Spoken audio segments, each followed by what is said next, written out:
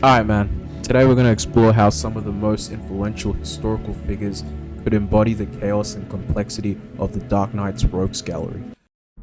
Hugo Strange and Gregory Rasputin share several striking similarities. Firstly, Rasputin and Hugo Strange each had a mysterious and sinister aura surrounding them. Strange's intellect and madness created an enigmatic presence, while Rasputin's alleged mystical healing abilities and controversial relationship with the Russian royal family brought about a mystique around him. Moreover, they both practiced unconventional methods of medicine. Strange employs unethical experimentation on his patients and psychological tactics in his quest for power, while Rasputin was known for his non-medical healing methods, most notably in allegedly healing the Tsar's son who suffered from hemophilia. Lastly, they both shared manipulative traits and had significant influence. For instance, Dr. Hugo Strange manipulates his patients and those around him to achieve his goals. On the other hand, Rasputin used his charm, healing capabilities, and exploitation of a rare disease that the Tsar's son had to gain favor within the royal family, especially with the Tsar's wife. For these reasons, I believe Rasputin would be Dr. Hugo Strange if he was in the Batman universe. Now, the next characters, I never thought I would put them in the same sentence, but Harvey Dent / Two-Face and Vladimir Lenin. For y'all who don't know, Lenin was the leader of the Bolsheviks party who led the October Revolution. Despite their differences, Two-Face and Lenin actually share several intriguing similarities. Now let me cook, because this might go over some of your heads, but both of them, actually had a transformation of, ideology. And we see that with Harvey Dent, who, initially he was a noble DA. He had a certain ideology about justice, what's wrong, what's right. But, through trauma and, getting acid splashed in his face, we see his character transform into Two-Face, and his ideology shifts and represents, corruption and a descent into, extremism. Similarly, with Lenin started off leading a revolution against the authoritative government, which was, the Russian monarchy, the Tsars. I think that's what they were called. And his ideologies were, socialism and equality, really trying to do right by the people. And he was really against, authoritative, power.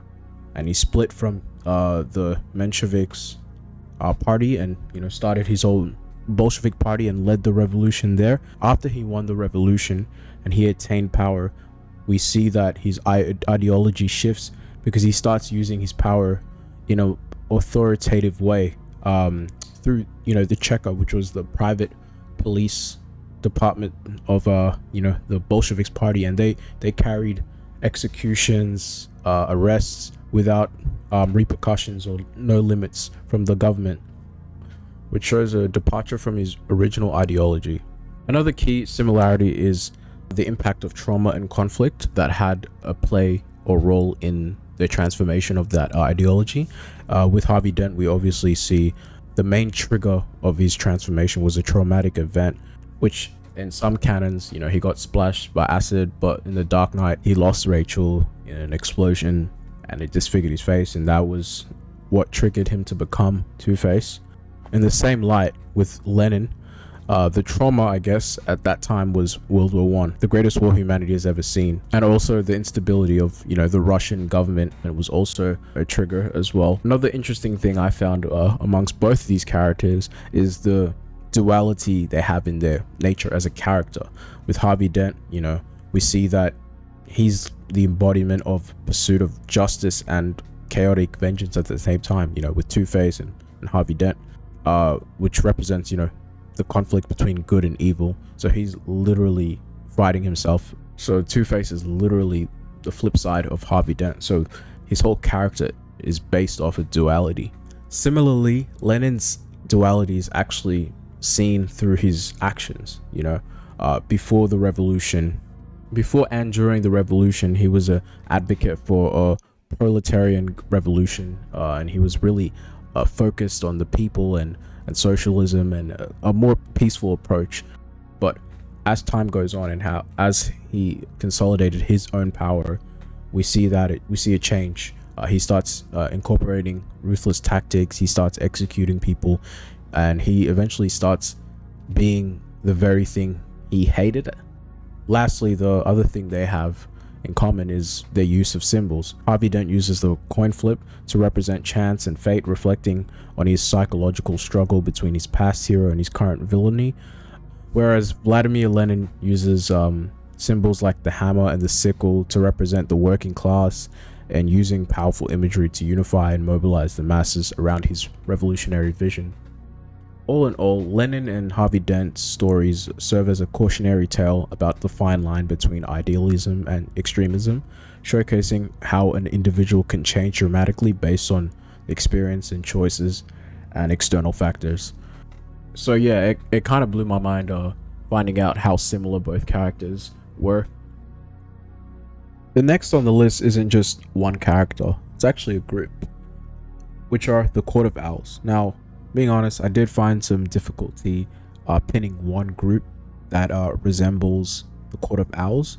So in this category, I'm actually putting two groups, which are the Freemasons and Illuminati. Some people actually think both are the same. Now, the Court of Owls and the Freemasons share similarities, like they both have elite influences. The Court of Owls have the most powerful members of Gotham that, are pulling the strings behind every major event, and they're covered in mystery that even goes under Batman's radar, the greatest detective, who doesn't know much about them. Similarly, the Freemasons had Benjamin Franklin, they had the founding fathers like George Washington, they had former presidents like Franklin D. Roosevelt, Winston Churchill. They had a company of great and influential historical figures to have done good for their respective country, but at the same time, the organization is shrouded in mystery and covered in conspiracy theories about negative events, if I'm being honest. Like, anytime something bad happens in the world or in history and we don't have the information presented to us at the front, everyone just assumes, the Illuminati or the Freemasons or some spooky syndicate behind the scenes was responsible for it.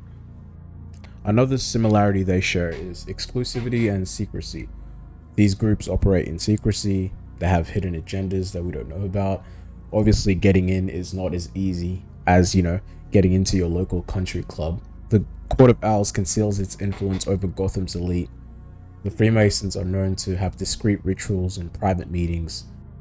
Now, aside from mystique and conspiracy and manipulation and control, and just like overall these narratives, I guess both groups, they incorporate symbols and rituals. For example, the Court of Owls use owl mask, and the owl is their symbol, whereas Freemasons, they use the square compass or whatever, or the Eye of Providence. For those reasons, if the Court of Owls were in real life, they'll definitely be the Illuminati / Freemasons, because I think it's just like a perfect match.